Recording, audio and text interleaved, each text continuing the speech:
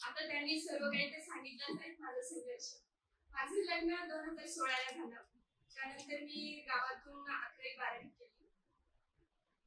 त्यानंतर आम्ही इथे औरंगाबादला आलो.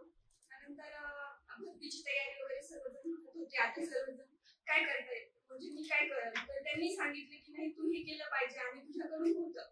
तेव्हा आम्ही इथे आल्याच्या नंतर हाईट वगैरे चेक केली. माझी हाईट एकदम बाउंड्रीवरच होती, 155. ते पण म्हणजे असं तळ्यात मळ्यात असल्यासारखं होतं की हाईट बसते का नाही किंवा मी डिस्क्वालिफाय होते. त्यानंतर हाईट मोजली. त्यानंतर आम्ही सरांकडे गेले, रेड्डी सरांकडे. तर सर बोलले की ही खूप बारीक आहे, म्हणजे हिच्याकडून नाही होणार, तिला 1 महिना घरी ठेवा, चिकन मटन काही असेल ते सर बोलला होता तुम्ही. सर बोलले नाही, हिला खाऊ पिऊ घाला, ही स्ट्रॉंग होईल आणि तेव्हा पाठवा एका महिन्यानंतर. मी बोलले की नाही सर, आता मी इथे आले तर इथून परत नाही जाणार. सर बोलले नाही, पाहूया आपण. सरांकडे मी कंटिन्यू राहिले आणि कंटिन्यू राहत आठवड्याची भरती पडली. तेव्हा मी जवळपास 84 ग्राम झाले होतं, पण मला रिटर्नला कमी मार्क्स आले. तेव्हा पण नाही झालं. तरी पण मी सरांकडे राहिले. तेव्हा पण मला असं वाटत होतं की आता आपलं लग्न झालेलं आहे, की आपण आता नाही केलं पाहिजे. कारण गावाकडे पण खूप जण म्हणतायत की आता लग्न झालेलं आहे आणि विशेष म्हणजे नाही होऊ शकत, असं भरपूर जण म्हणायचे. आणि प्रत्येक क्षणोक्षणी मला आता आठवते की जे लोक म्हणजे म्हणत होते की तुझं नाही होऊ शकत, नाही होऊ शकत, ते लोक आता सत्कार करतायत, घरी जेवायला बोलवतायत. खूप जण आज म्हणतात की नाही आता जेवायला या, आणि ते सत्कार वगैरे पण करतायत. तर हे असते म्हणजे वेगळं काहीतरी. तर माझं एवढं सांगणं आहे की तुम्ही करू शकता, असं नाही की नाही करू शकत तुम्ही. आणि बाकी त्यानंतर मी पेपर वगैरे दिला, बार्टीची जागा वगैरे निघली. त्यामध्ये पण माझं नाव वेटिंगला होतं. त्यानंतर 10-15 दिवसांनी मला बोलवलं आणि माझा इथं नंबर लागून गेला.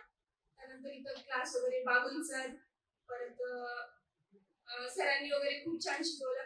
8 दिवसाला आमची इथे टेस्ट वगैरे व्हायची आणि ग्राउंडची पण टेस्ट व्हायची. आणि तिथे परत आम्हाला सकाळी नाश्त्यामध्ये केळी भेटायची, अंडी पण भेटायची, आणि त्यामुळे ते नाश्त्याचा काही प्रॉब्लेमच नव्हता. आणि सरांनी पण भेट दिली होती एकदा, तेव्हा मी गैरहजर होते. तेव्हा सर क्लासमध्ये आले, खूप सारे बोलत गेले. तेव्हा खूप भीती वाटायची सरांची. सर बोलायचे की तुमच्यासाठीच आहे आणि तुम्ही करत नाहीये. तेव्हापासून मी कधीच म्हणजे ग्राउंडला मी कंटिन्यू असायचे, पण त्या दिवशीच एक दिवस गेले नव्हते. सर बोलत होते, नंतर मी कधीच नाही. आणि मी ग्राउंड खूप खूप म्हणजे खूप जास्त केले. सर्वांना माहिती आहे, जवळपास सर्वजण मला ओळखतात की राखी म्हणजे कशी आहे. तर आणि बाकी म्हणून तर काय, पेपर वगैरे झाले आणि नंतर ग्राउंड 4 महिने संपल्याच्या नंतर पण आम्हाला 2-3 महिने सरांनी फ्रीज दिलं होतं.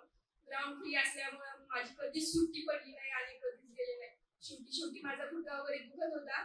सरांना म्हणलं होतं, सर आता होईल का नाही माझ्याच्याने. सर म्हणे नाही, तुझ्याच्याने होतं. आणि सरांना माझी अपेक्षा होती की मी बहुतेक 47-48 काढेल ग्राउंड, पण तेवढं काही निघलं नाही, सॉरी सर. तरी पण सिलेक्शन झालं माझं ओपन मध्ये. आणि नंतर काय, दुसऱ्या दिवशी सरांना भेटले मी. सर बोलले नाही, तुझं म्हणजे 47+ काढत होतीस तू, पण तिथे ते 200चा ट्रॅक असल्यामुळे तिथं काही जमलं नाही. तरी पण मी म्हणजे काढलं, माझे पूर्ण प्रयत्न केले आणि 45 काढलं. नंतर सर बोलले आता जे झालं ते झालं, आता पेपर वगैरे व्यवस्थित कर, अभ्यास वगैरे केला. सरांना कधी अधूनमधून कॉल करायचे नाही, सर आता कसं होईल. मी सरांना एक वेळेस मध्ये कॉल पण केला होता की सर माझं होईल का नाही.